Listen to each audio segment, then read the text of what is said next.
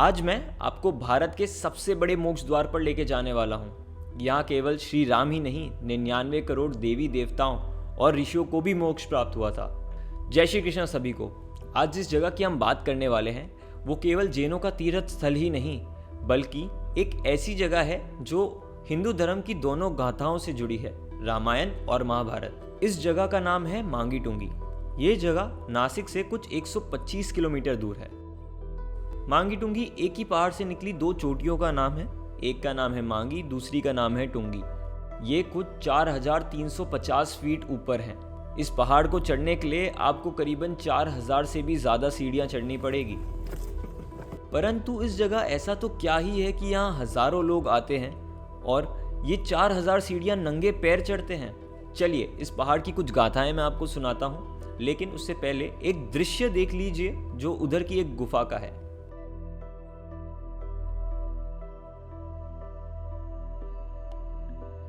पर इस जगह ऐसा तो क्या ही है जो आपको शारीरिक सुखों दुखों से मोक्ष प्राप्त करा देता है। अब वो तो हमें इस पहाड़ को चढ़ने के बाद ही पता चलेगा। इन सीढ़ियों को चढ़ना इतना आसान भी नहीं था जितना लोगों ने हमें कहा था।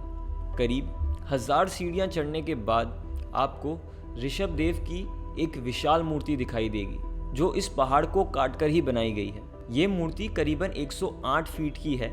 इस विशाल मूर्ति को बनाने का प्रस्ताव ज्ञान देवी जी ने दिया था। सन 2002 में ही इसका काम शुरू कर दिया गया था और करीबन 14 वर्ष बाद 2016 में ये मूर्ति बनकर तैयार हुई। ऋषभ देव का जन्म भी अयोध्या में ही हुआ था। कहते हैं उनके 101 पुत्र थे।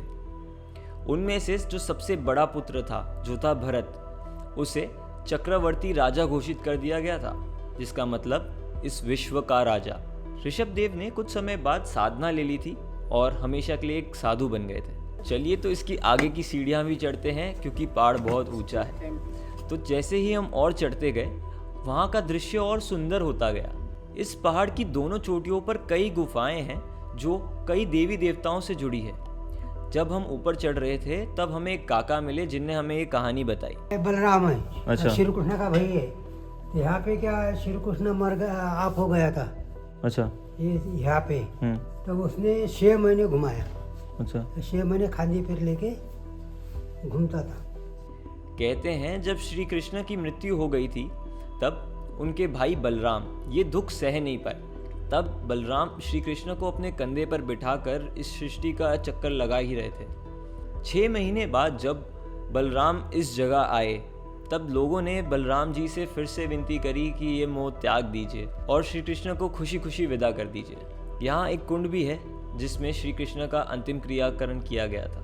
यहाँ पर बलराम की मूर्ति बनाई गई थी, पर वो उल्टी बनाई गई जिसमें वो अपनी पीठ दिखा रहे हैं। ऐसा क्यों?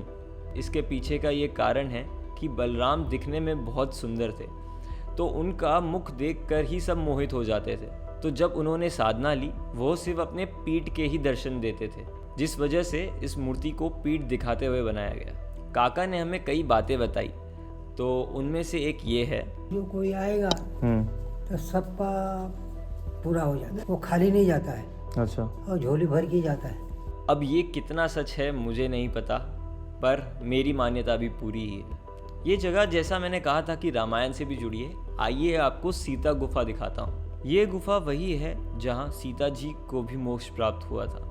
अब जहाँ जानकी है वहाँ मर्यादा पुरुष श्री राम कैसे दूर रह सकते हैं। इस जगह श्री राम ही नहीं, उनके साथ हनुमान, नल, नील, सुग्रीव और कई अन्य साथी जिन्होंने उनकी जंग जीतने में मदद की थी। काका ने हमें कई सारे अनुभव बताए जो इस जगह और इसकी मान्यता से जुड़े थे। ये जगह हमारे इतिहास और हमारी संस्कृति से कई ज़्यादा जुड़ी है, जो आपको यहाँ पर आकर ही पता पड़ेगा। यहाँ पर आप कई जगह देख सकते हैं कि संस्कृत में लिखा है, जो सबसे पुरानी कई भाषाओं में से एक है। यहाँ तक कि हमारे सारे वेद उसी भाषा में लिखे हुए हैं। लेकिन आज बड़े दुख की बात है कि काफ़ी कम लोग इस भाषा को लिख और पढ़ के समझ सकते हैं। जब मैंने इतना कुछ देखा तब मैं यही सोच रहा था, इस जगह ऐसा तो क्या ही है जो इतने सारे लोगों को यहाँ मोक्ष प्राप्त हो गया। तब मैं इस पहाड़ की और ऊंचाई की तरफ बढ़ता गया। वहाँ से जो दृश्य दिख रहा था उसका शब्दों में वर्णन करना इतना आसान नहीं है। बेहद सुंदर और साथ में मधुर हवा। तब मैंने भी तय किया इस जगह पर ध्यान लगाने का और इस जगह की शक्ति को महसूस करने का।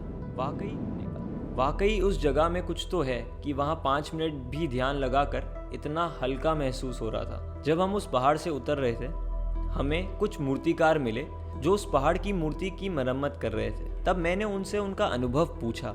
तब उन्होंने बताया कि उन्हें यहाँ आए 1 महीना हो गया है और जब से वो यहाँ हैं उन्हें बहुत खुश सा ही महसूस हो रहा है। मैं आप सभी से यही कहूँगा कि आप भी इस जगह पर आएँ और ये चीज़ अनुभव करें। तब तक ऐसी और कहानियाँ और जगहें हम आपके लिए लाते रहेंगे। इन वीडियोस को बनाने के लिए हमें काफ़ी मेहनत लगती है। अगर आपको ये वीडियो पसंद आया हो तो इस वीडियो को लाइक और इस चैनल को सब्सक्राइब कीजिएगा ताकि ऐसी वीडियोस आप तक सबसे पहले पहुँचे।